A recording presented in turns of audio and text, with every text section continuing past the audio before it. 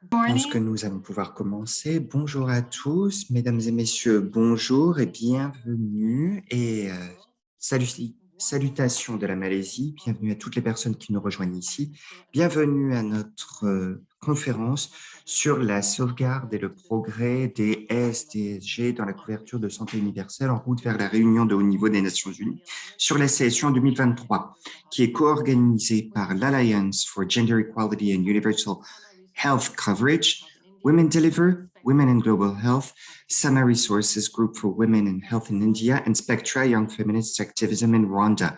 Je suis votre modératrice d'aujourd'hui et je voudrais vous parler de quelques règles d'intendance avant que nous puissions commencer et me présenter. L'interprétation est disponible actuellement en anglais, français et espagnol. Vous pouvez cliquer sur le globe en bas de votre écran et sélectionner la langue que vous souhaitez utiliser. Il pourrait également être utile de sélectionner le bouton qui dit Mute Original Audio. Des sous-titres sont également disponibles si vous cliquez en bas sur le bouton qui dit CC, Live Transcript, et ensuite Show Subtitle. Vous pouvez également poser vos questions aux différents orateurs tout au long de la réunion en utilisant l'icône de questions-réponses en bas de Zoom. Cette séance est enregistrée dans les 3 langues et les enregistrements seront disponibles. Vous devriez avoir reçu les informations à ce niveau avant de vous inscrire. Je m'appelle donc Michel Rémé, je suis responsable à l'Institut de la santé publique de l'OMS, basé en Malaisie. C'est un plaisir d'être avec vous ici aujourd'hui. Nous sommes ici parce que nous savons que la santé et les droits sexuels et génétiques sont absolument essentiels pour l'humanité, mais ne soient pas toujours accordés la priorité. La déclaration politique sur la CSU a été un jalon pour changer cela, mais évidemment, la pandémie de Covid-19 a changé le monde de bien des manières et a fait en sorte que les SDSG soient encore plus essentiels qu'auparavant. Nous allons commencer avec les bases des raisons pour lesquelles les SDSG doivent être préservés et même avancés, et engager la société civile dans le cadre de ces processus et dire la raison pour laquelle cela est essentiel. Il y aura 2 études de cas et on aura une séance de questions-réponses à la fin avec les conclusions et les recommandations à la fin. Nous espérons que vous quitterez la réunion avec une meilleure compréhension de la raison pour laquelle la SDSG et les CSU sont absolument essentiels et les outils qui sont actuellement disponibles pour les intégrer, ainsi que des enseignements très concrets pour se centrer sur les voix des femmes, des jeunes et des adolescentes pour développer ces différents sujets. Nous avons un panel d'orateurs qui est absolument extraordinaire et je parlerai aussi peu que possible et je m'arrêterai et je m'assurerai de garder le temps. Je passe maintenant la parole à Kathleen Sherry, qui est responsable intérimaire, présidente intérimaire de Women Deliver et qui va nous parler de la manière dont nous avons pu avancer avec beaucoup de travail et beaucoup de travail de plaidoyer avec l'ensemble des parties prenantes. Nous allons également parler de ce qui est nécessaire pour progresser, surtout à la lumière de la pandémie de Covid-19. Merci beaucoup et Kathleen, la parole est à vous. Merci beaucoup Michel. Bonjour à tous, bonsoir ou bon après-midi en fonction de là où vous êtes. Comme je l'ai mentionné, je m'appelle Kathleen et je suis présidente actuellement et je représente l'honorable Hélène Clark aujourd'hui, qui m'a demandé de prendre la parole pour elle, puisque nous ne sommes pas, elle ne peut pas être ici avec nous aujourd'hui. Donc, au nom des différentes parties prenantes, au nom de Women in Global Health, Sama Resource Group for Women and Health et Spectra Young Feminist Activism, je vous remercie de vous joindre à nous pour participer à cet important dialogue sur la sauvegarde et la promotion de la santé et des droits sexuels et génétiques dans la couverture sanitaire universelle. L'Alliance pour l'égalité des genres et la CSU est composée de plus de 165 organisations membres de 58 pays différents qui défendent l'égalité des genres et la santé et les droits sexuels et génétiques, ou SDSG, dans la CSU. Elle a été créée à partir d'un besoin d'impulser une collaboration et un plaidoyer coordonné pour des politiques, des programmes et un dialogue, surtout en ce qui concerne les SDSG. Depuis sa conception en 2019, l'Alliance n'a cessé de plaider pour mettre universel dans le terme CSU, en ce sens que la conception, la politique, la prise de décision, le financement, la structure des coûts et la mise en œuvre de la CSU doivent donner la priorité à l'égalité des sexes et aux droits des filles et des femmes, y compris dans le personnel de santé. La CSU est fondée sur le principe qu'il ne faut laisser personne de côté, mais pour y parvenir, il est essentiel que les besoins spécifiques des filles et des femmes dans toutes leurs identités, en particulier au niveau des SDSG, soient pleinement pris en compte et inclus dans un ensemble essentiel d'interventions de CSU. La réunion de haut niveau des Nations Unies sur la CSU de 2019, l'une des toutes premières priorités de l'Alliance en termes de plaidoyer, a jeté les bases de l'accord de priorité de l'égalité des sexes et de la SDSG dans la CSU. Et les États membres se sont engagés dans la déclaration politique concernant la CSU pour garantir que d'ici 2030, l'accès universel aux services de SDSG puisse être assuré et intégrer la santé reproductive ou génétique dans les stratégies et programmes nationaux. À 2 ans de la réunion de haut niveau sur la CSU, nous attendons des gouvernements, des bailleurs de fonds, de la société civile et des autres parties prenantes qu'ils continuent de réinvestir dans la santé sexuelle et génétique, qui est essentielle pour la santé universelle.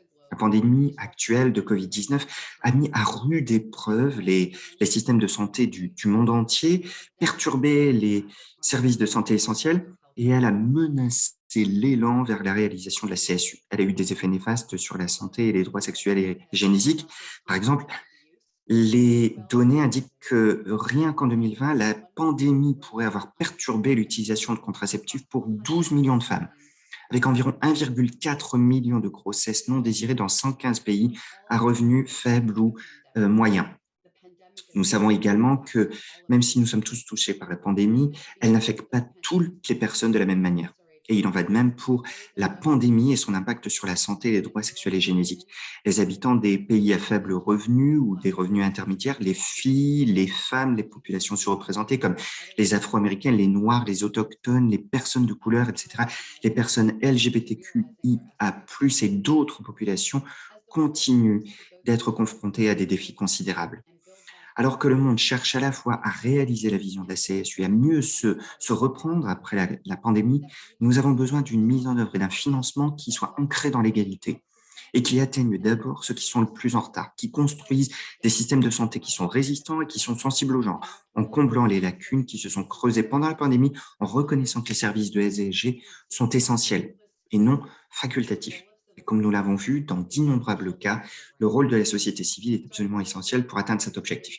J'ai donc hâte d'entendre nos intervenants d'aujourd'hui pour prendre des mesures concrètes sur la manière dont nous pouvons faire en sorte que ces objectifs deviennent une réalité. Merci Michel et je vous rends la parole.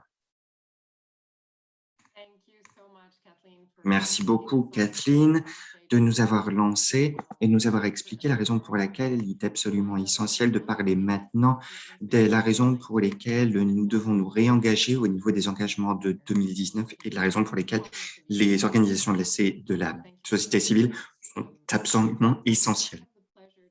Merci de vos remarques et je vous présente maintenant Dumiso Gacha, fondatrice de Success Capital, qui est une ONG au Botswana et membre du groupe de conseil du mécanisme de l'engagement de la société civile, CSU 2030. Elle va nous dire la raison pour laquelle il est essentiel d'engager la société civile et pourquoi il est important à la fois du point de vue de la CSEM et du Botswana, de travailler au niveau local et national. Merci beaucoup. En tant que dirigeant du monde entier, nous avons entendu à quel point il est important de prendre un engagement ambitieux et global malgré la pandémie et malgré le fait qu'il y a énormément de personnes qui nous ont rejoints au niveau pour travailler contre la pandémie. Nous ne pouvons pas continuer sur la même lancée. Les engagements pour atteindre la CSU d'ici 2030 ne pourraient être plus importants pour atteindre les résultats. La pandémie de COVID-19, les reculs au niveau des SDSG, la détérioration de la santé mentale, les crises des migrants, les conflits, etc., sont autant de facteurs déterminants pour réaffirmer et renforcer la responsabilité de l'engagement vers la CSU. Ce qui est encore plus clair, c'est le besoin de progresser. La société civile est absolument essentielle pour les communautés qui sont souvent laissées de côté. Il est essentiel de se mobiliser sur ces différents problèmes, euh, comme l'a fait mon organisation au Botswana. Et cela est absolument essentiel.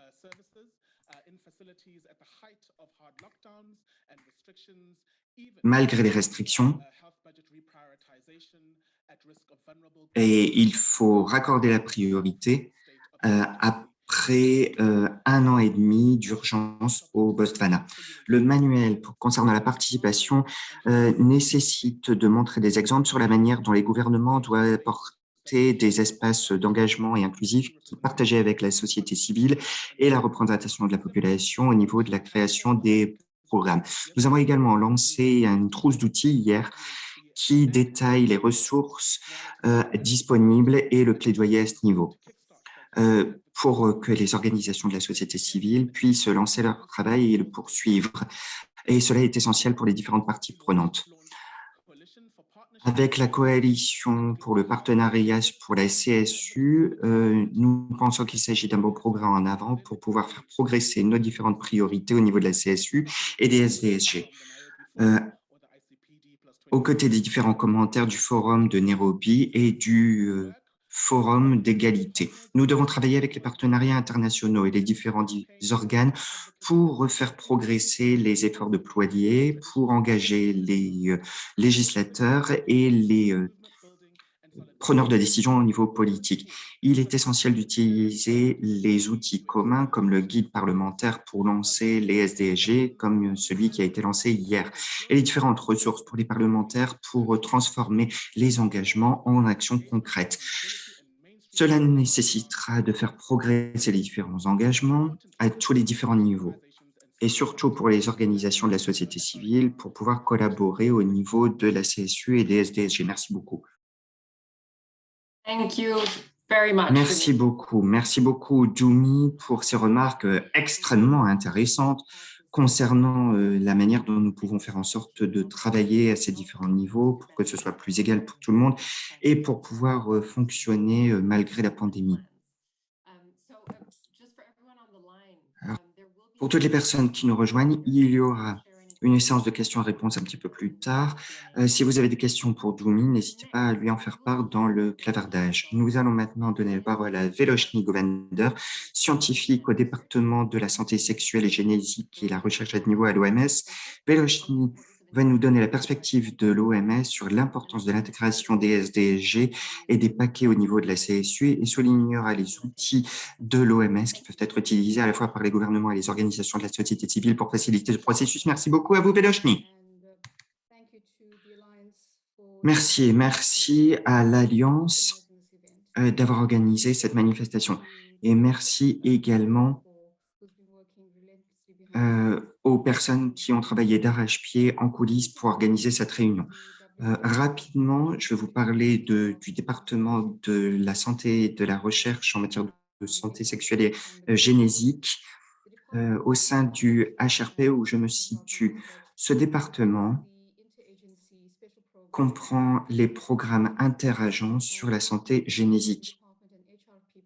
De concert, nous travaillons sur les leaderships pour travailler sur les sujets des SDSG au niveau des normes et donc de la recherche. Diapositive suivante, s'il vous plaît. Au cours des minutes à venir, nous allons parler de la manière dont le département fait progresser la santé et les droits sexuels et génétiques au sein de la CSU, donc de la couverture de santé universelle. Mais auparavant, nous allons parler des différents progrès qui ont été effectués dans cette direction. Diapositive suivante, je vous prie. Merci. Au cours des 5 années à venir, il y a eu énormément de progrès dans cette direction et donc pour faire progresser cet ordre du jour avec des engagements internationaux en 2015, avec notamment l'adoption des ODD par les Nations Unies,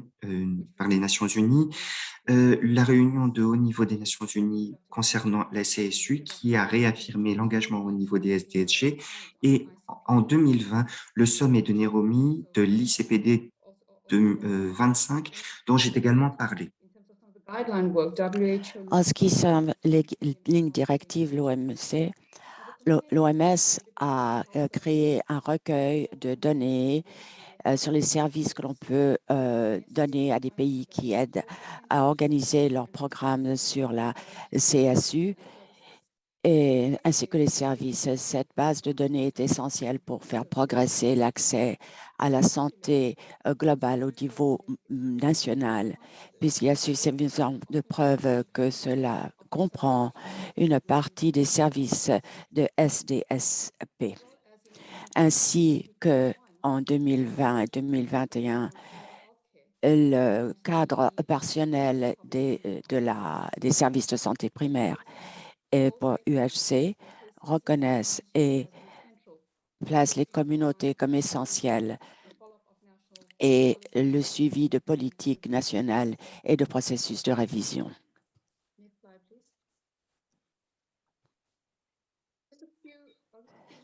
Vous voyez ici le travail qui est fait sur les SDSP, comment nous faisons progresser ce travail dans l'ordre du jour de la CSU. Nous travaillons dans 4 domaines. Ceci comprend des guides normatifs pour les pays qui offrent les services dans le cadre des plans de la CSU, et ceci basé sur des résultats scientifiques, ainsi que le partage d'une plateforme sur laquelle nous travaillons. Ensuite, en ce qui concerne le soutien technique et le renforcement des capacités au niveau national et mondial, et aussi, tout aussi important, c'est le dialogue et les plaidoiries qui assurent le succès du dialogue à tous les niveaux, national, régional et mondial.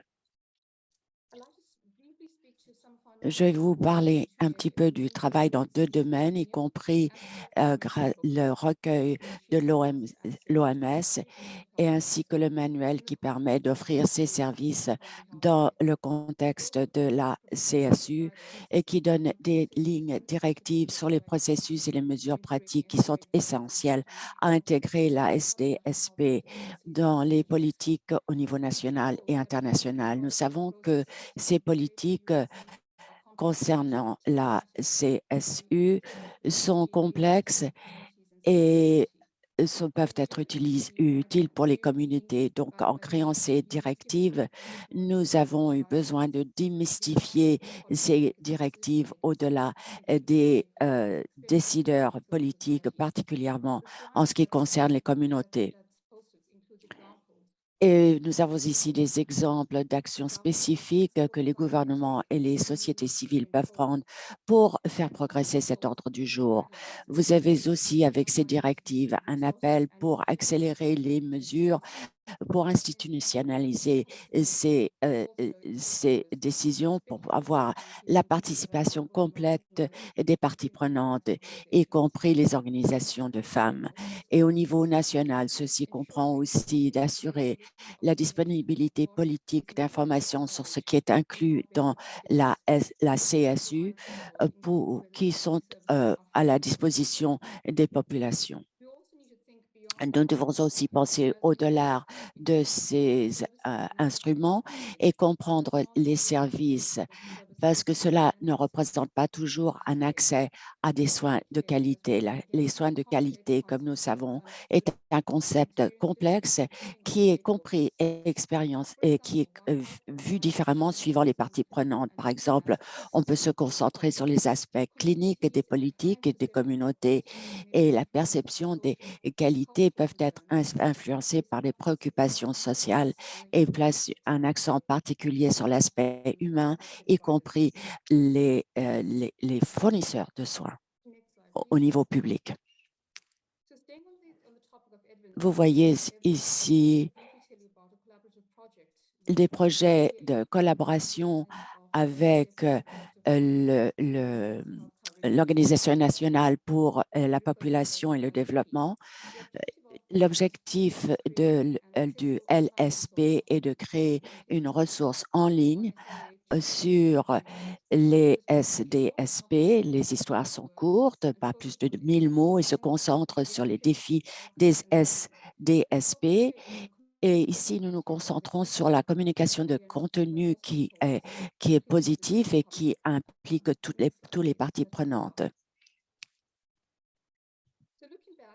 Donc, en se tournant vers le passé et en voyant le progrès réalisé dans l'accès universel, on peut voir qu'il y a un engagement sans précédent de la CSU et SDSP, créer des objectifs pour atteindre ces objectifs, mais pour avoir un progrès réel, cependant, et aller au-delà de la rhétorique, il faut encourager l'action et prôner l'intégration de la CSU et deuxièmement de montrer que cette critique au niveau national et au niveau des gouvernements et assurer que la participation tient compte de toutes les parties prenantes.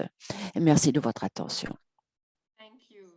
Merci Velashni pour cette vision d'ensemble et d'avoir partagé aussi des outils très pratiques et des mesures de mise en œuvre qui permettent d'intégrer les SDSP dans la CSU et ainsi de comprendre le rôle des sociétés civiles.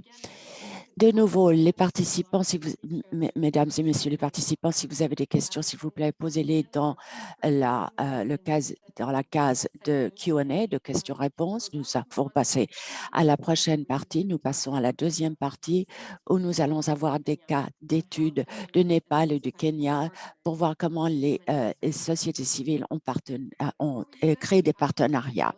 Mais avant cela, nous avons une question pour vous tous concernant votre propre expérience. Est-ce que vous avez vu dans la mobilisation des sociétés civiles dans vos pays? Et vous voyez ici comment les gouvernements ont engagé les sociétés civiles pour intégrer les SDSP en CSU. Il y a différentes options. Vous pouvez choisir plusieurs réponses à la fois. Mais de mon point de vue, au niveau universel, nous avons mis en évidence qu'une de nos objectifs est de consolider les preuves de cas qui ont réussi dans le passé, des politiques et des programmes, et bien sûr, un des éléments de succès qui a poussé le changement, c'est les sociétés civiles féministes. Et je pense que ceci est aussi à considérer. Donc, allez-y, vous avez 1 minute pour présenter vos réponses. Vous pouvez choisir plus qu'une seule réponse.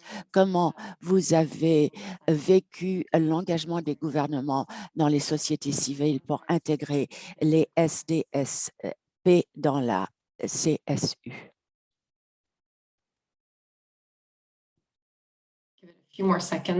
En quelques secondes encore, et je passerai la parole à notre hôte pour qu'elle puisse partager les réponses dans quelques secondes.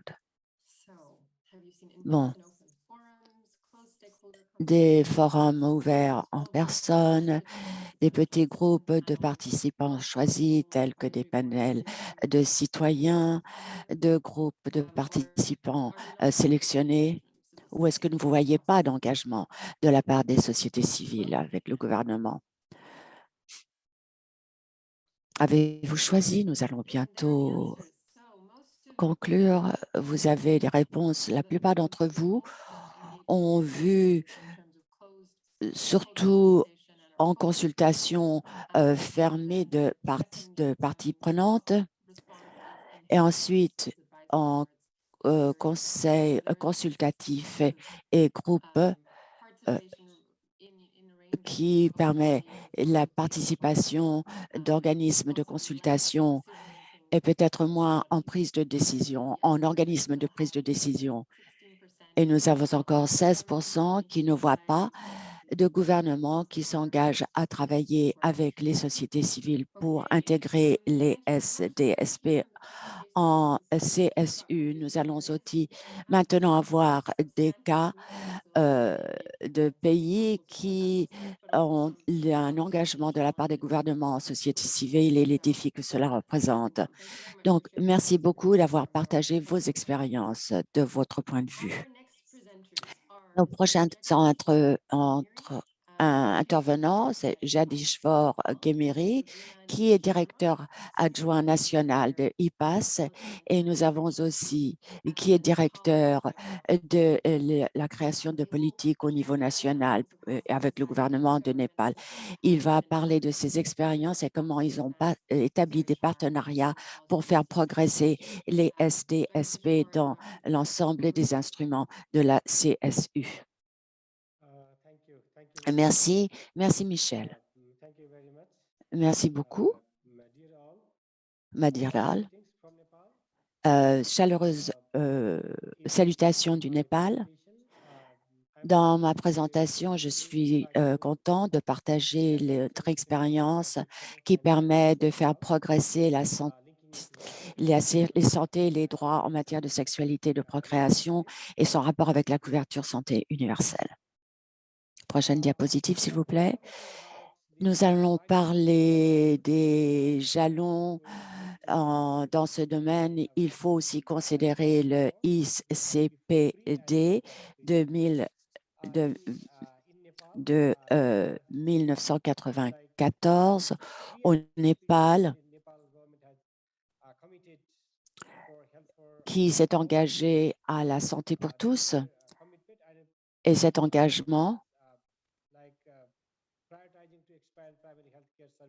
voulait élargir les services de santé en matière de reproduction dans l'ensemble du pays. Et c'est l'occasion pour les sociétés civiles de participer dans cette évolution. La première chose peut être révisée par les politiques juridiques établies par le gouvernement népalais pour encourager l'engagement des sociétés civiles. Par exemple, les services qui ont été en 2002, légalisant l'avortement, et l'agenda de réforme de 2012 ainsi qu'en 2015. Et les objectifs de développement ont ajouté une impulsion pour l'ensemble de la population du Népal. Prochaine diapositive, s'il vous plaît. La Constitution du Népal oblige l'engagement des organisations de société civile dans les domaines de priorité gouvernementale. Ce sont des acteurs importants dans la coordination et la prise de décision du gouvernement du Népal, ainsi que de le voir dans le contexte de la santé. Il y a différents comités de coordination de santé reproductive. Prochaine diapositive. À part l'espace civil, les organisations non gouvernementales ont une coalition pour discuter, qui fait partie d'un ordre du jour et qui travaille aussi avec des groupes de travail spécialisés en santé et d'autres partenaires, et qui est dirigé par la Commission la Commission nationale des femmes, et qui se concentre sur la santé reproductive des femmes et des filles. Et si nous considérons les rôles spécifiques joués par les sociétés civiles, il y a des organisations de plaidoirie qui ces organisations de société civile travaillent avec les organismes constitutionnels et les parlementaires, et que tiennent un discours de politique avec les parlementaires pour assurer qu'il y a une mise en œuvre de mesures dans le domaine de la santé reproductive, et travaillons aussi avec les gouvernements locaux et les organisations de société civile, et qui offrent aussi une aide technique dans le domaine de l'établissement de politiques. Il y a aussi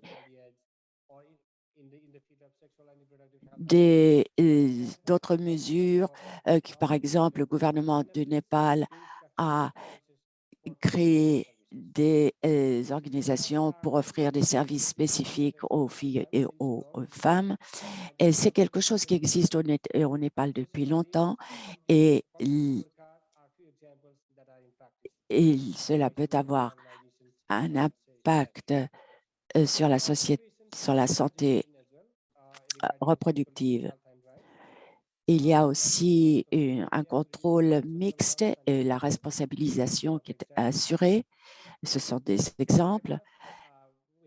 Nous avons joint un programme pour aider les filles et les femmes dans certains domaines et nous avons fait que les femmes et les filles sont des natural leaders et aussi travaillons avec le gouvernement pour inclure des mesures dans les SDSP.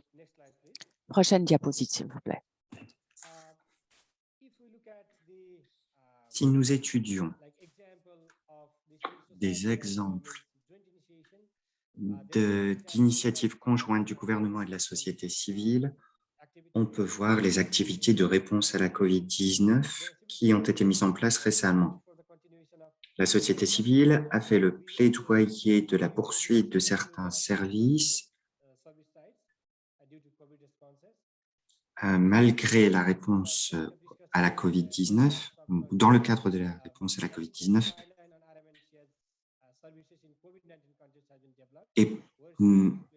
Et on voit que ces services ont baissé dans un certain nombre de pays. La société civile est donc essentielle à ce niveau. Après la mise en place des différentes directives intérimaires qui ont été soutenues pour certains services, le discours politique est actuellement en cours avec les parlementaires et les responsables politiques. La télémédecine, la téléconsultation, le travail à distance ont été mis en place et documentés. Par exemple, vous voyez ici un document sur les expériences et les enseignements sur la directive RMNCH qui a été mise en place et qui peut être vue sur notre site Internet. La continuation de ces différents services a été mise en place par la société civile dans le cadre des services SDSG de la réponse à la COVID-19. À l'avenir, le Népal se débrouille bien pour l'engagement de la société civile dans le cadre de la défense et de la promotion de la santé et des droits sexuels et génésiques, et ce, dans plusieurs domaines qu'il faut étudier à l'avenir pour de meilleurs résultats. Il y a un besoin de discours politiques et de sensibilisation qui doivent se poursuivre pour vraiment traduire les engagements politiques de haut niveau et l'environnement de politique à l'appui et pour faire passer les SDG et la CSU en résultats concrets. Nous devons donc mettre en place ces différents points en nous concentrant sur les populations marginalisées, en luttant contre les inégalités et en utilisant des services de SDSG de qualité. C'est la raison pour laquelle il faut mettre en place une responsabilisation et s'assurer de réponses multisectorielles. Je vous remercie de votre aimable attention. Merci beaucoup à vous. Dr Guna, la parole est à vous.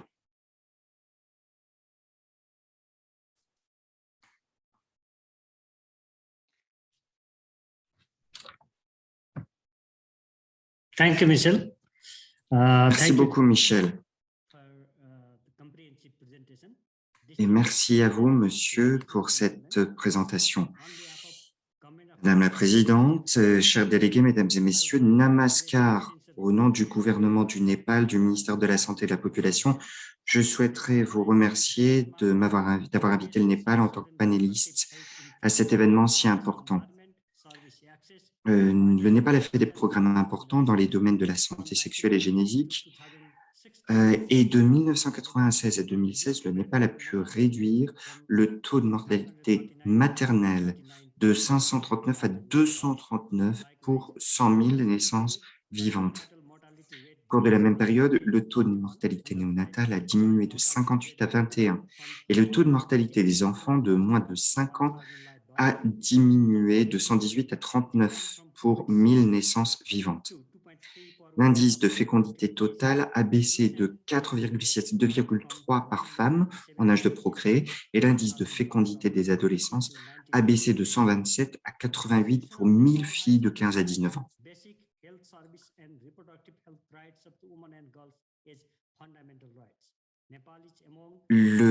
La Constitution du Népal a garanti les services de santé de base et les droits des femmes et des filles en matière de SDSG comme des droits fondamentaux. Le Népal est l'un des rares pays du monde à avoir promulgué des droits spécifiques en matière de santé génétique et la loi a assuré l'accessibilité, la disponibilité et la qualité de la maternité sans risque et des services de SDSG pour toutes les femmes au Népal. En outre, la loi a également interdit l'objection de conscience, l'utilisation forcée des services de planification familiale, ainsi que l'avortement sélectif selon le sexe et toute forme de discrimination sur la base de tout motif socio-économique ou autre. Et ce, pour mettre en place les objectifs qui avaient été fixés. Cela a été le résultat de l'engagement de la société civile et de la communauté. Le Népal a ainsi adopté une approche globale pour rationaliser les services de soins de santé primaire au niveau de la base. En reconnaissant l'importance de la participation des femmes dans la promotion de la santé de la population, le gouvernement a lancé le programme de volontaires féminins pour la santé communautaire. Et aujourd'hui, ce réseau compte près de 51 000 volontaires féminins pour la santé. Le rôle principal des femmes volontaires pour la santé est de promouvoir des comportements sains chez les mères et les membres de la communauté afin de favoriser la maternité sans risque, la santé des enfants, la planification familiale et d'autres activités de promotion de la santé et de prestation de services au niveau communautaire. Depuis que notre service a été mis en place en 2004, nous avons développé nos services pour atteindre de la base, pour atteindre énormément de personnes. Le Népal a bien progressé.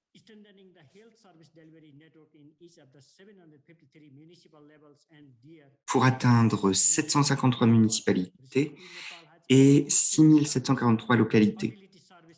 Récemment, nous avons continué à établir les cliniques de services de fertilité dans les établissements de santé publique. Nous déployons le vaccin contre le papillomavirus humain avec quelques initiatives récentes pour améliorer la santé reproductive.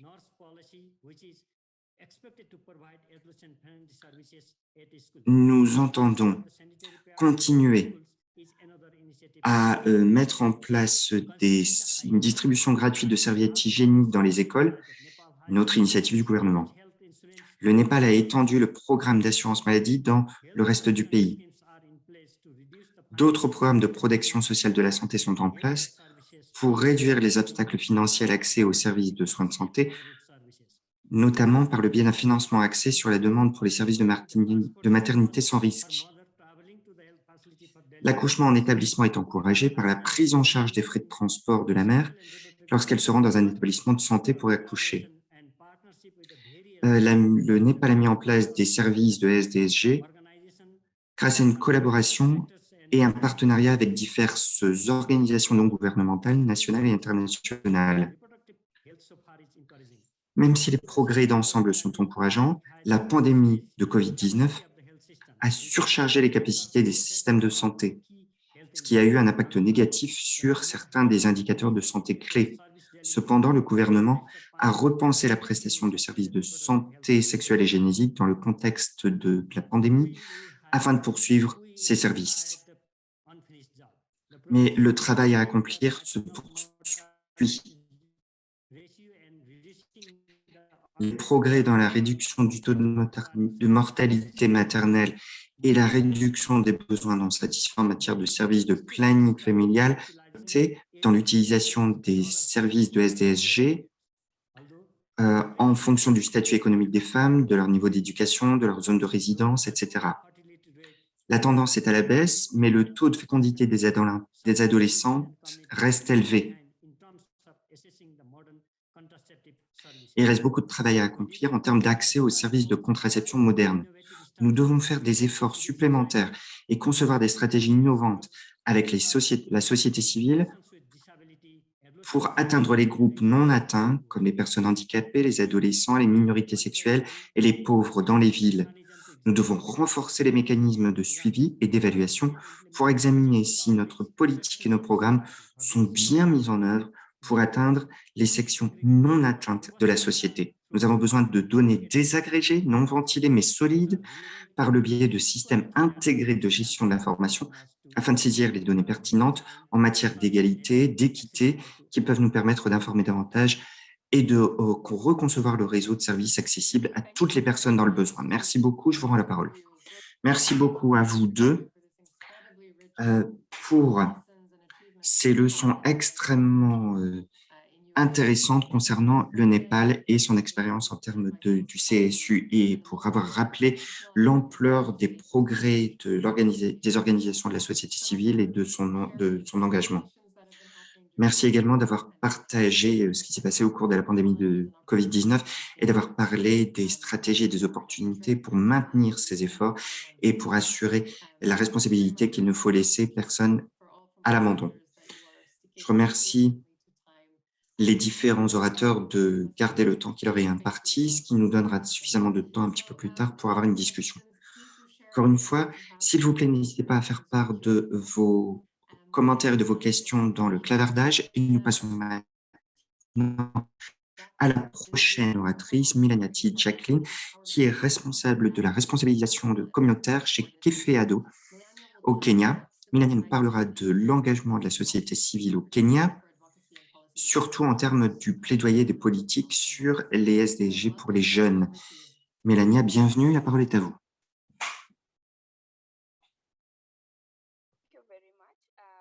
Je vous remercie. Merci Michel.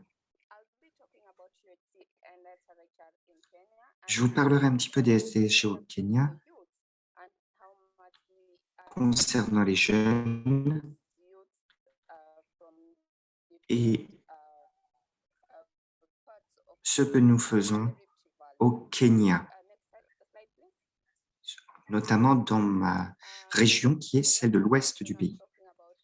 Au cours de mon introduction, je voudrais vous dire que le Kenya a la population la plus jeune du continent, plus de 70% de la population a moins de 35 ans. Et il est important de souligner qu'en tant que jeunes, nous sommes engagés vis-à-vis de la CSU. Et nous pouvons donc également encourager des politiques qui peuvent améliorer la qualité des services au niveau SDSG et le bien-être par le biais du CSU.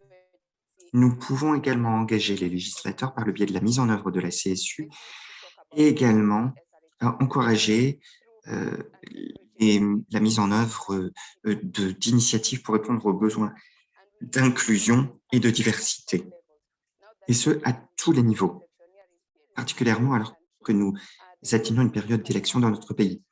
Il est nécessaire d'étudier le budget d'une manière d'une manière qui soit plus sensible au genre. Et en tant qu'organisation, nous avons la possibilité de former la communauté et l'Assemblée du comté de Kisumu sur ces sujets. Nous devons également avoir des données et ces données indiquent que les services de santé mentale devraient être intégrés aux jeunes et accessibles par le biais des services SDSG. Elles nous ont montré qu'il y a de plus en plus de jeunes et d'adolescents qui vivent avec des maladies sexuellement transmises, qui exige des modifications physiques, mentales et sociales. En tant qu'institution, nous avons réussi à mettre en place des clubs le mercredi de collaboration dans les écoles et au niveau du ministère de l'Éducation. Nous travaillons avec le gouvernement. En tant qu'institution, nous avons pu apporter notre soutien au département de la santé, surtout aux personnes avec un handicap mental, et nous avons pu leur demander de nous faire part de leurs besoins en termes de santé mentale et récupérer les informations à ce niveau. Comment est-ce que nous pouvons assurer que nous répondons aux besoins de la jeunesse? Nous pouvons dire qu'il nous faut participer aux prises de décision et aux processus de mise en œuvre qui sont essentiels. Et nous devons aussi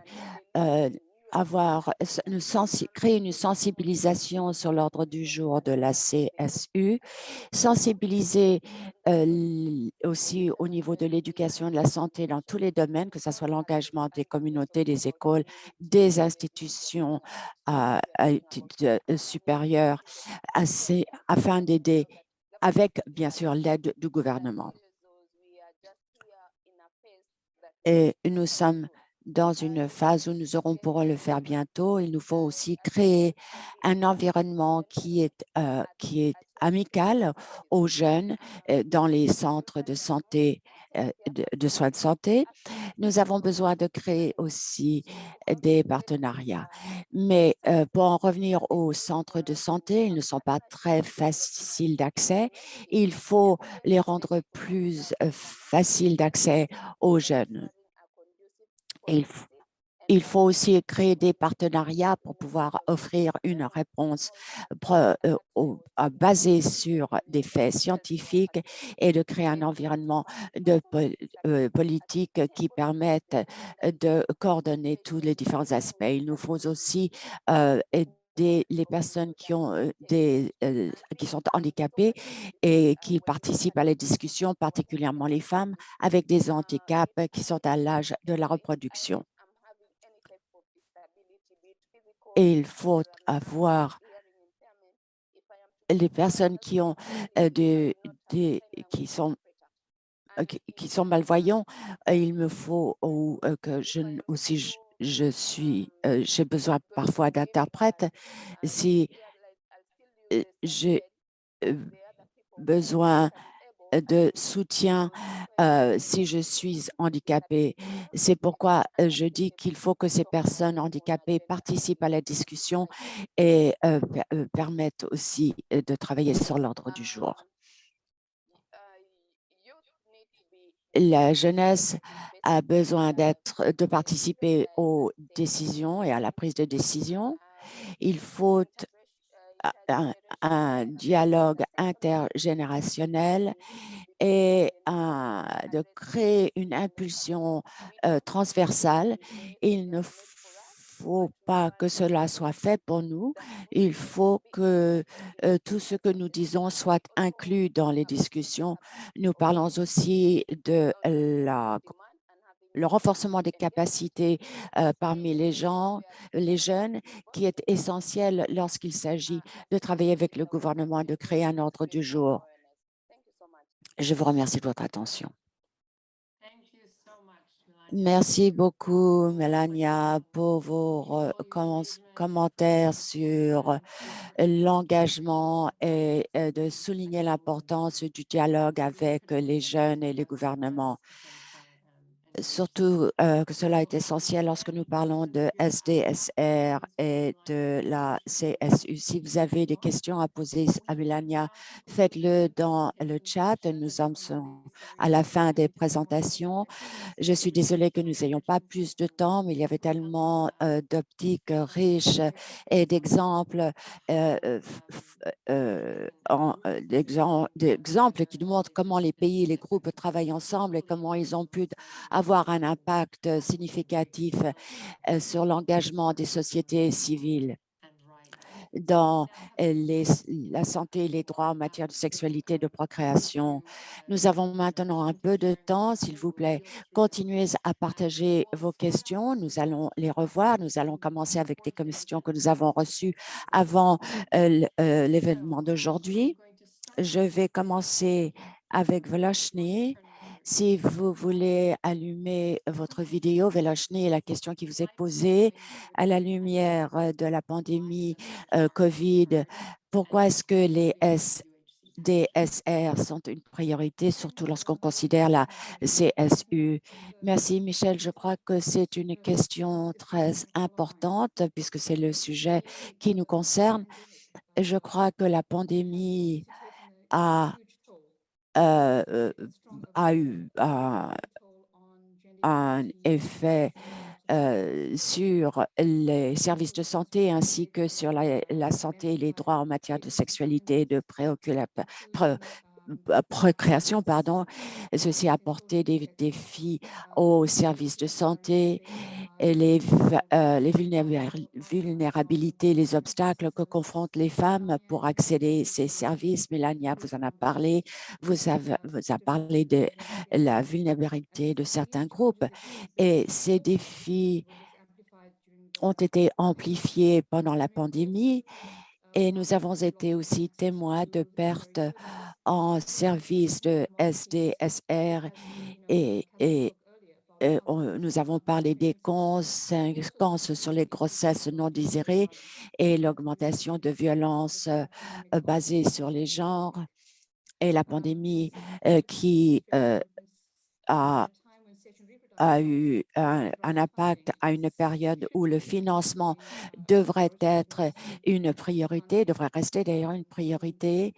Le financement est donc détourné, mais nous avons appris aussi des leçons avec cette pandémie qui nous permet de mieux réagir parce que cette pandémie a souligné l'importance d'avoir de meilleurs systèmes de santé qui peuvent offrir des services non interrompus aux filles et aux femmes, y compris des services aux victimes de violences basées sur les genres. Nous avons aussi vu des services qui sont considérés comme non essentiels et qui ont un rapport direct avec les SDSR et qui réagissent, et surtout en cours de pandémie. Mais bien sûr, comme toujours, il y a l'envers de la médaille et nous voyons que certains gouvernements ont réagi et ont facilité l'accès aux services par exemple, offrir la pilule du lendemain. Et nous savons que c'est essentiel pour assurer des conditions de travail sûres pour les femmes, qu'elles puissent travailler en toute sécurité. Et je crois que tout cela ensemble, comme il a été dit, ce n'est pas un choix, c'est un élément essentiel de la couverture de santé universelle et cela souligne l'importance de la santé des droits en matière de sexualité et de procréation et d'attacher une importance particulière aux groupes marginalisés pendant que nous progressons et revoyons le système pour l'améliorer. Merci Veloshni. Merci d'avoir mis en évidence l'adaptation et l'envers de la médaille de cette pandémie. Ma prochaine question est pour Dumi et concerne comment ces aspects d'intégration de les SDSR et la CSU et les sociétés civiles et quel est le lien entre ceci. Et si vous voulez, dans votre réponse, reprendre ce que Veloshni nous a dit, vous pouvez le faire aussi. Merci beaucoup, Michel. Je crois que c'est plus important aujourd'hui d'adopter un leadership et de reconnaître que c'est SDSR sont essentiels et systémiques. Le manque de communication dans les communautés, les violences, des barrières telles que les langues et les services de santé montrent une politique patriarcale et il faut renforcer les droits de toutes les personnes dans leur diversité, quels que soient les droits établis ou non. Il faut des procédures spécifiques, surtout lorsque l'on parle de la responsabilisation. Et je crois que il faut le planning familial, les contraceptifs, la prévention du VIH et d'aider avec les migrants, les queers et ceux qui survivent le harcèlement et les abus.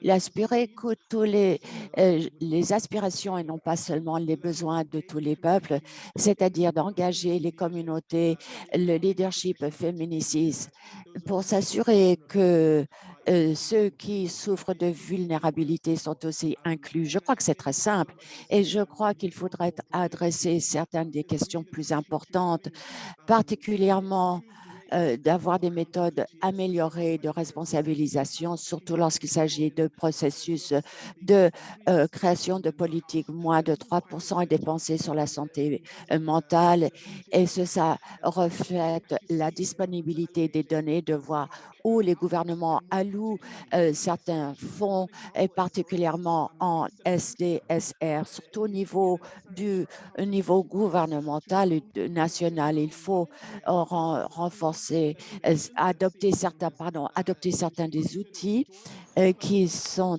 été endossés et aussi tirer des leçons de tout cela, de voir quelles sont les avenues à notre disposition au niveau national et les autres avenues qui nous permettent d'obtenir des informations de façon à faire que le gouvernement national, mais que les fournisseurs, les fournisseurs de soins puissent savoir quelles sont les ressources qui sont déployées et où ces ressources sont déployées. Merci de votre attention. Merci, Domi.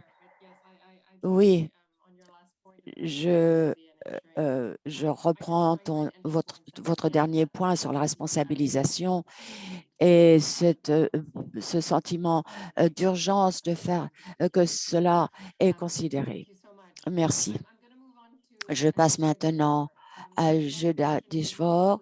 Nous avons une question sur le rôle des sociétés civiles pour assurer la mise en œuvre de services de qualité d'après votre expérience au Népal. Merci, merci Michel. Je crois que le rôle des sociétés civiles est très important pour assurer l'accès à la couverture de santé universelle ici et dans les services de santé. D'abord, il faut un engagement politique de la part des gouvernements et les sociétés civiles ont besoin d'être très actifs pour assurer que c'est conforme à l'engagement formulé par le gouvernement. Et donc, dans cet esprit, il faudrait avoir accès à des services et il faut faire attention que ces services sont de qualité et adressent les inégalités dans l'accès aux santé et droits en matière de sexualité et procréation. Il faut y avoir un système de contrôle pour assurer ces services. Et à part cela, les organisations de société civile peuvent offrir un plaidoyer continu pour faire que les services soient responsables d'une adaptation en temps voulu de ces services les sociétés civiles sont importants pour faire progresser l'ordre du jour. C'est quelque chose que nous suivons au Népal aussi. Merci beaucoup, Jagadishwar, pour avoir souligné la responsabilité qui est nécessaire pour suivre la qualité des soins. Je pense que de nombreuses personnes ont déjà eu l'occasion de voir les rôles que la société civile joue et peut jouer. C'est un fil conducteur que je vois dans l'ensemble de la session pour voir que le gouvernement peut s'engager auprès de la société civile en tant qu'experte dans de nombreuses capacités, mais également en termes de représentation et pour faire en sorte que les pouvoirs publics soient jugés comme responsables. Docteur Gouna, j'ai une question pour vous concernant les conseils que vous donneriez aux autres gouvernements pour intégrer des SDG exhaustifs dans la CSU et comment inclure les organisations de la société civile dans ce processus. Et n'hésitez pas à faire part de vos commentaires. Merci beaucoup, Michel. Sur la base de nos expériences, cette approche sur les SDG est absolument essentielle pour mettre ces droits en premier plan. Et donc, nous pouvons utiliser l'ensemble des services de la base pour les faire remonter. Les organisations de la société civile ont un rôle crucial pour faire en sorte que la voix publique figure dans les forums publics. Et cela doit être reconnu par les législateurs. La société civile peut également suivre la mise en œuvre des politiques pour voir si si elle se produit effectivement ou pas, depuis le début, passant par le développement et le financement, ainsi que à tous les niveaux. Nous engageons les différentes parties prenantes de la société civile dans le cadre des processus d'examen public, notamment, ce qui est également essentiel pour assurer les SDSG. Au Népal, nous travaillons à la mise en place de ces services comme services essentiels, notamment par le biais des différents établissements scolaires. Merci. Donc, engager la société civile dès le début et tout au long du processus de conception politique et de vérification de la mise en œuvre. Donc, un processus à différents niveaux est constant, notamment par le biais des établissements scolaires. Mélania, la question que j'ai pour vous est la suivante.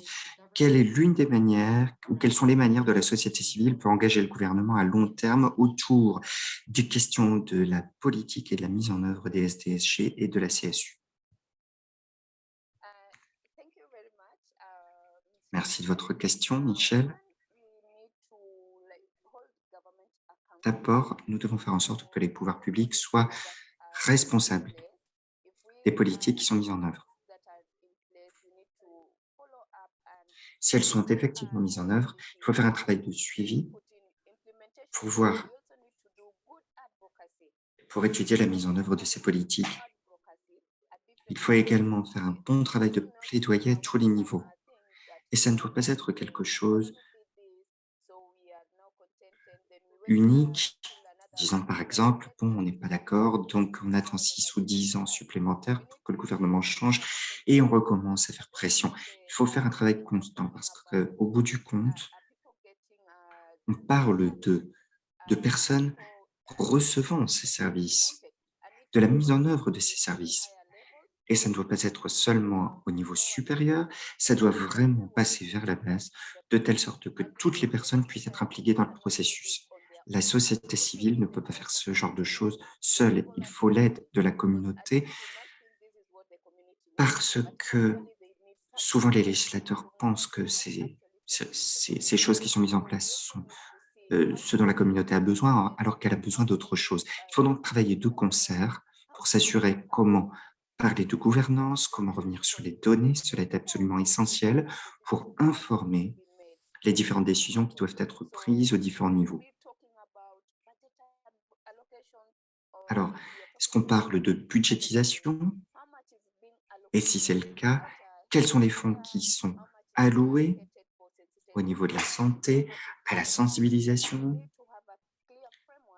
Il faut avoir un cadre précis pour gérer toutes les questions qui s'imposent, pour ne pas dire seulement que le gouvernement ne fonctionne pas, mais plutôt que nous travaillons de concert. Il faut également parler de la sensibilisation et du plaidoyer auprès d'autres personnes. Il faut également parler d'éducation sexuelle exhaustive, ce qui nous manque cruellement, de telle sorte que nous puissions dire que quand on rend quelqu'un responsable de quelque chose, on les rend responsables de ce qui est effectivement possible. On parle d'inclusion. Combien de personnes sont effectivement incluses? Je dirais que dans la plupart des cas, on vit dans une société patriarcale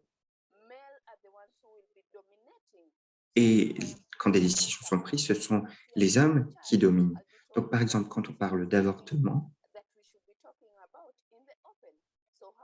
de nombreuses personnes, notamment des hommes, disent que ce n'est pas quelque chose dont il faut parler publiquement.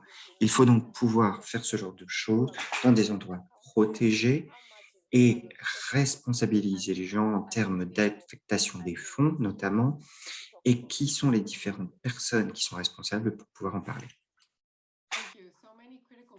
Merci beaucoup, tellement de points essentiels que vous avez mentionnés et je pense que cela me permet de passer sans problème à une autre question qui figure régulièrement dans le clavardage et revenir à ce que Jumi disait concernant la budgétisation. La question est donc,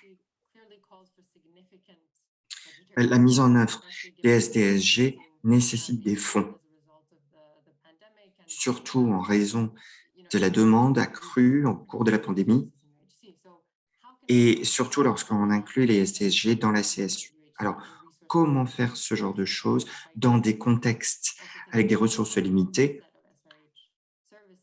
Et donc, je pense à toute une gamme complète de SDSG dans le cadre de la CSU. Donc, comment faire en sorte que ce soit viable si quelqu'un veut s'attaquer à cette question concernant la budgétisation, pour que nous puissions mieux comprendre. Si vous souhaitez prendre la parole, allez-y.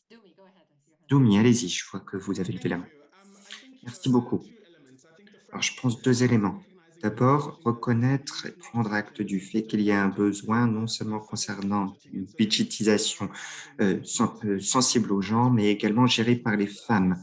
Donc, réduire le budget de l'armée, par exemple. Deuxièmement, reconnaître le fait que la corruption et d'autres systèmes de détournement de fonds euh, ont un impact négatif sur certains groupes, non seulement les femmes, notamment dans le cadre des SDSG. Donc, je pense que permettre aux communautés, aux organisations communautaires, aux collectifs de femmes de répondre aux besoins de la communauté est essentiel. Et donc, les inclure dans le contexte des SDSG, faire le plaidoyer à ce niveau, les apporter à la table des négociations lors de la budgétisation et de la définition des politiques, et répondre aux autres défis, comme les grossesses non souhaitées, c'est essentiel. Et rompre le cycle d'impact négatif sur les communautés démunies. C'est dans ce contexte que nous pourrons véritablement responsabiliser certains groupes et certaines communautés. Au bout du compte, il s'agit de s'assurer que l'intersectionnalité peut renforcer la durabilité des systèmes, parce que l'on sait que les SDG ne parlent pas souvent de la démilitarisation, d'autres mécanismes de financement ou de s'assurer que les flux de financement non permis voient un terme.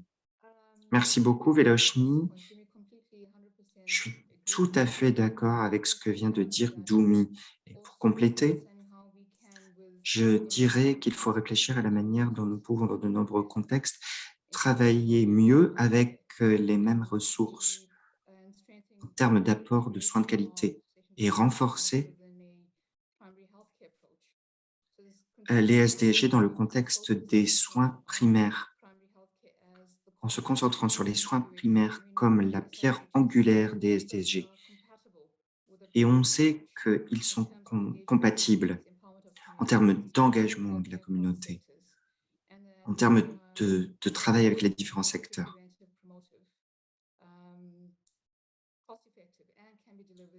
Et cela peut être efficace à un niveau coût-avantage et apporté au niveau communautaire. Donc, encore une fois, travailler sur l'inclusion, mais à long terme, comment renforcer le système pour apporter des soins primaires de meilleure qualité en prenant en compte les SDSG. Merci Veloshni. Est-ce qu'il y a quelqu'un d'autre qui souhaite apporter sa voix ou pouvons-nous passer à la question suivante? Je pense que cela nous ramène bien à ce dont nous avons parlé, en particulier les questions qui ont été posées concernant la manière dont des soins en termes d'interruption volontaire de grossesse qui peuvent être inclus dans les SDSG malgré des ressources et des contextes limités. Est-ce que quelqu'un voudrait prendre la parole? Jagadieshwar? Merci. Je pense que c'est une question extrêmement importante. Si l'avortement est vu comme un stigmatisme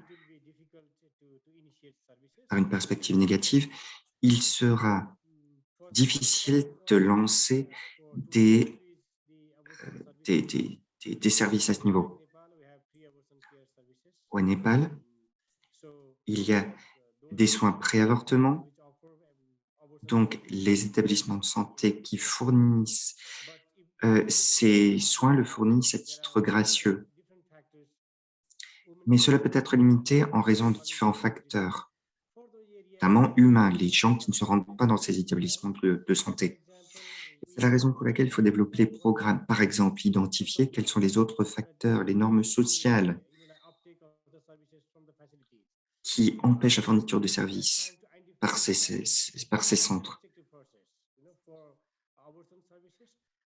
Pour les services d'avortement, il faut développer les activités, non seulement pour les femmes et les filles, mais il faut également engager les hommes, les garçons, les beaux-parents, pour apporter des services entre guillemets amicaux et travailler avec certains des champions des SDSG pour faire le plaidoyer de cette question et développer les services dans ces différents contextes. Donc, équilibrer la demande et la fourniture des services en répondant aux pratiques et aux normes sociales. Merci. À vous. Merci. Merci. Oui, effectivement, cet équilibre entre la fourniture des services et la demande, en prenant en compte les différents obstacles et les normes qui peuvent restreindre l'accès à la fourniture de ces différents services fournis. Merci beaucoup de votre réponse. Alors on me dit qu'on me laisse la possibilité de poser encore une question, mais vous avez beaucoup parlé de l'intersectionnalité pour gérer les SDSG, et il y a une question concernant la manière dont la CSU peut véritablement gérer ces services de SDSG pour les femmes d'âge plus avancé, au-dessus de 50 ans. C'est la raison pour laquelle je souhaite laisser la parole à quelqu'un pour répondre à cette question rapidement. Et ensuite, je m'occupe de la dernière question si les organisateurs me laissent le loisir. Merci. Est-ce qu'il y a quelqu'un qui veut répondre à cette question? Dr Guna? Merci beaucoup, Michel.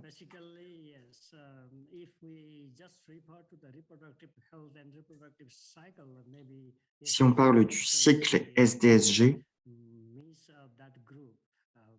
il est possible de servir ce groupe des femmes de plus de 50 ans et des problèmes auxquels elles font face après 50 ans. la politique sanitaire du Népal, telle qu'elle est articulée, signifie que nous pouvons également mettre en place ces services de SDSG en fonction des différentes questions qui se posent.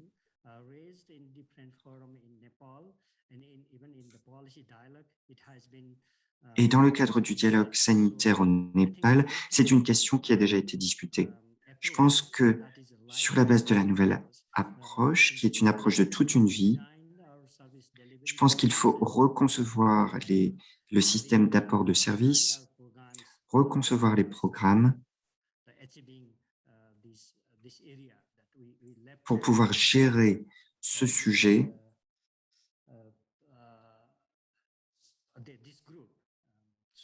qui laisse ce groupe à l'abandon.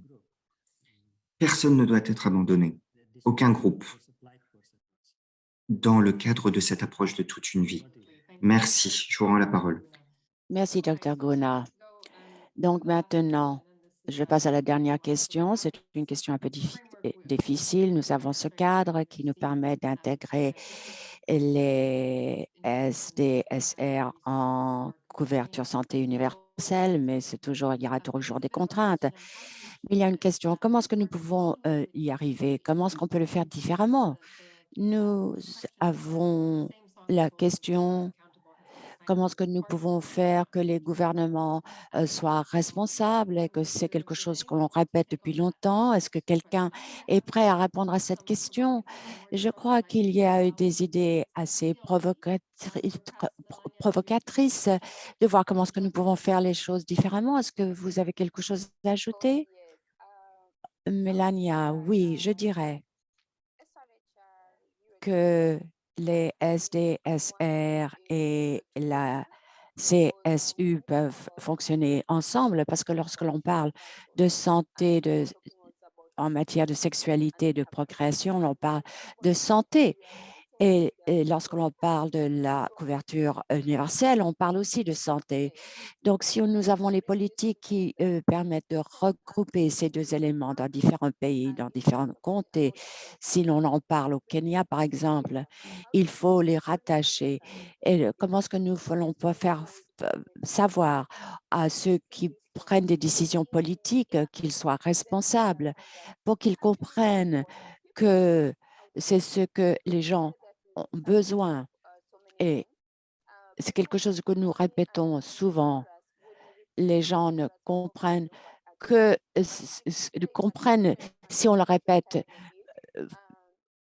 souvent, alors à ce moment-là, peut-être qu'il y aura plus de mise en œuvre et les gens ne voudront ne vous prendront pas au sérieux si vous répétez trop souvent. Donc, ce serait important d'avoir des politiques en place et de les mettre en œuvre. Si nous avons des bonnes politiques, de bons ordres du jour, de bons programmes, mais qu'il n'y a pas de mise en œuvre, la question est de savoir comment est-ce que nous pouvons les placer de façon à ce que ça soit mis en œuvre à tous les niveaux, depuis la base jusqu'au niveau supérieur, sans avoir de conflit et sans avoir l'impression que nous demandons des informations, nous mendions des informations. Voilà, peut-être que c'est comme cela que nous pouvons intégrer les deux. Merci à tous, merci d'avoir posé toutes ces questions. Nous ne pouvons pas y répondre toutes, mais nous avons cherché à répondre à l'ensemble de ces questions. Nous sommes presque à la conclusion de notre session, donc je redonne la parole à chaque membre du panel pour qu'il nous donne en une minute ce qu'ils pensent, ce dont nous avons besoin entre maintenant et la prochaine réunion à haut niveau des Nations unies en 2023, que ce soit pour les SDSR ou la couverture universelle. Vous avez une minute ou moins et je passe la parole d'abord à Mélania. Vas-y, allez-y, on va à l'envers. Bon, merci Michel. Pour 7 minutes, je dirais que nous avons encore beaucoup à faire. et inclure surtout des personnes avec des handicaps. Je ne sais pas si nous en avons parlé déjà à des sessions antérieures, mais nous avons aussi besoin d'avoir des informations sur quand et comment nous pouvons engager d'autres personnes. C'est un plaisir pour moi d'être ici aussi, mais nous avons besoin des jeunes qui participent de façon à ce qu'ils puissent exprimer leurs opinions. Je ne peux pas être leur porte-parole. Il faut qu'ils parlent pour eux-mêmes. Et il faut aussi avoir le groupe de LGBTI parce que je peux parler d'intersexe, de trans, mais qui parle des LGBTQI. Donc, il faut les inclure. Merci beaucoup. Merci, c'est moins d'une minute. Formidable. Docteur Guna, à votre tour.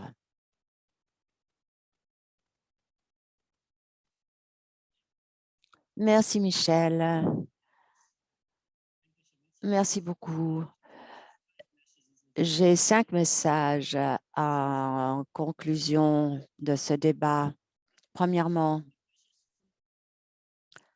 la voix des membres des communautés sont essentielles dans les prises de décision sur les droits en matière de sexualité, de services de santé et les différents programmes dans ce domaine.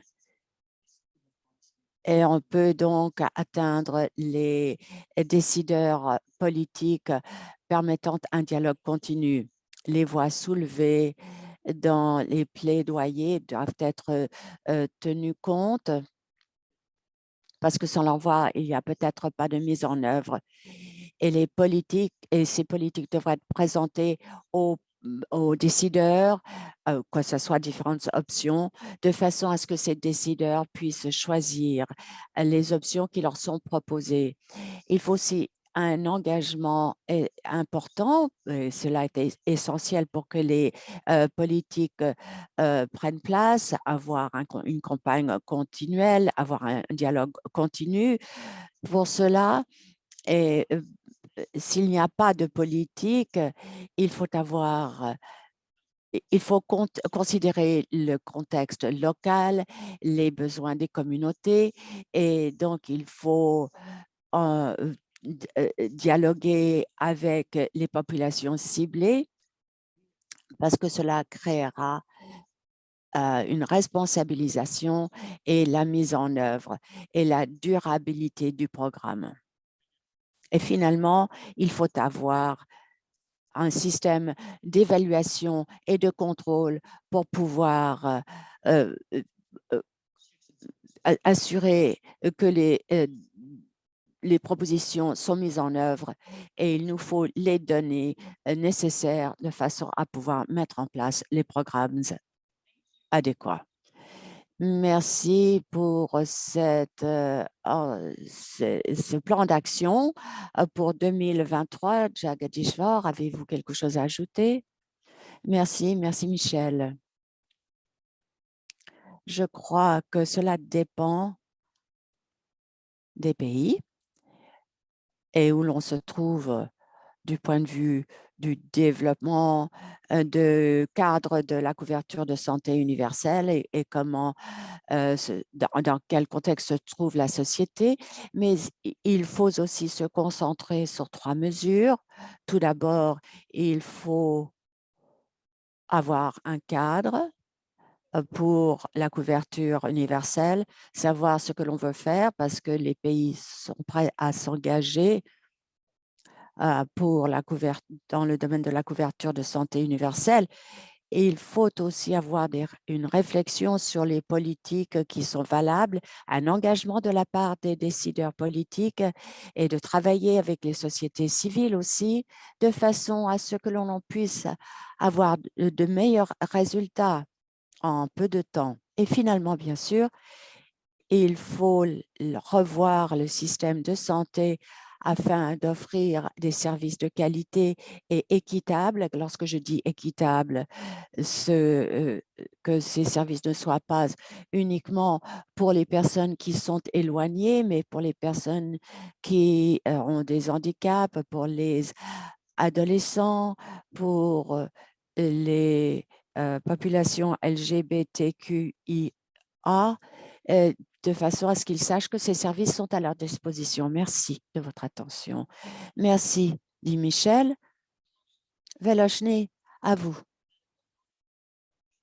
C'est difficile de suivre, de prendre la parole après ces commentaires, mais je ferai de mon mieux. Je crois qu'il faut que cette prochaine réunion à haut niveau est un jalon important, mais notre vision est d'aller au-delà de cette réunion à haut niveau.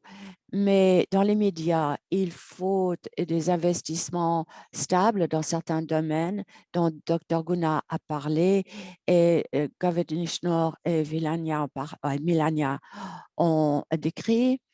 D'abord, il faut renforcer les décisions basées sur des fondations scientifiques.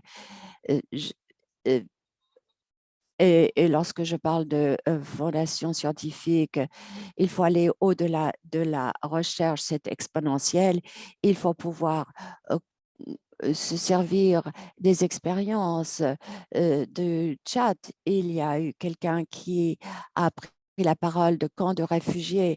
Il faut que cela aussi ait des accès à des services. Deuxièmement, de prôner pour l'inclusion de services globaux et aussi adresser les contraintes qui les empêchent.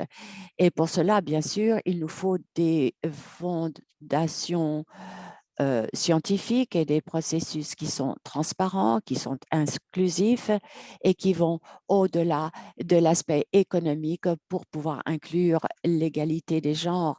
Et troisièmement, ce qui est plus important, parce qu'on ne peut pas se baser sur ces recherches scientifiques si on n'a pas le dialogue constructif avec toutes les parties prenantes. Donc, de mon point de vue, et ce qui a bien été dit aujourd'hui, c'est l'importance de centres sûrs et inclusifs, comme cela a été indiqué par nos collègues au Népal. Merci. Domenico, merci. Je crois que deux choses. C'est dans 3 ans, bien sûr, donc je répète les mécanismes de gouvernance qui sont essentiels euh, pour la création de services de santé inclusifs et ces ressources ne devraient pas être dans les mains de technocrates ou de conseils d'administration, mais d'inclure toutes les personnes marginalisées, les filles et les personnes comme moi qui puissent participer à tous les niveaux d'intervention de santé, de droit en matière de sexualité, de procréation et de couverture de santé universelle. Et il faut aussi faire que ces soins sont universels, quelle que soit la juridiction, quels que soient les pays. Et cela est de plaidoyer le leadership féministe, de questionner ceux qui ne sont pas dans les salles parce que cela est critique à ce que les communautés puissent tous participer aux décisions, quels que soient les défis qu'ils confrontent, quelle que soit la situation, pandémie ou pas de pandémie. Merci tous. Je crois que nous avons un plan ensemble pour travailler dans la préparation de la réunion à haut niveau des Nations unies en 2023. Je ne vais pas chercher à résumer notre discussion, elle est très riche et cela sera tout à votre disposition de façon à ce que vous puissiez avoir le temps de l'analyser. Mais bien sûr, il faut souligner l'urgence de cet ordre du jour et pour pouvoir encourager le changement dans la CSU, ceci à un moment où les ressources sont moins disponibles et qui sont contraintes par la pandémie, et les intervenants ont souligné le rôle important des sociétés civiles et comment est-ce que les gouvernements peuvent travailler avec eux pour travailler sur cet ordre du jour énorme. Nous avons des recommandations clés ici, quelques points à retenir: l'importance de la représentation diverse de façon à ce que ça soit plus équitable, et de créer des centres qui sont sûrs et qui offrent des services en toute sécurité et qui offrent des solutions pour aider tous. Et l'expertise en tant qu'universitaire, je pense que les sociétés civiles sont essentielles, et leur rôle aussi dans le secteur de santé peuvent influencer les décisions politiques et la responsabilisation. Je ne vais pas reprendre ces recommandations, mais il répète que lorsque les gouvernements se réunissent, c'est le moment de réinvestir dans ces services. C'est essentiel, ce n'est pas facultatif, et c'est essentiel pour la CSU. Demain, il y aura l'OMS et la CSU de 2023 tiendra une réunion et tiendra compte de nos recommandations, j'espère, de se concentrer sur ceux qui sont le plus impactés par les politiques, l'importance de la CSU qui adresse et qui réagit à la diversité avec toutes les entités, avec une attention particulière parce qu'ils ont été laissés pour compte. Et bien sûr, l'importance des services qui n'ont pas de stigma et qui intègrent des services de qualité et abordables et acceptables. Donc, il faut une mise en œuvre, il nous faut un financement, les intervenants l'ont dit mieux que moi, et bien sûr, considérer l'équité, atteindre ceux qui sont laissés pour compte et qui réduisent l'inégalité en genre.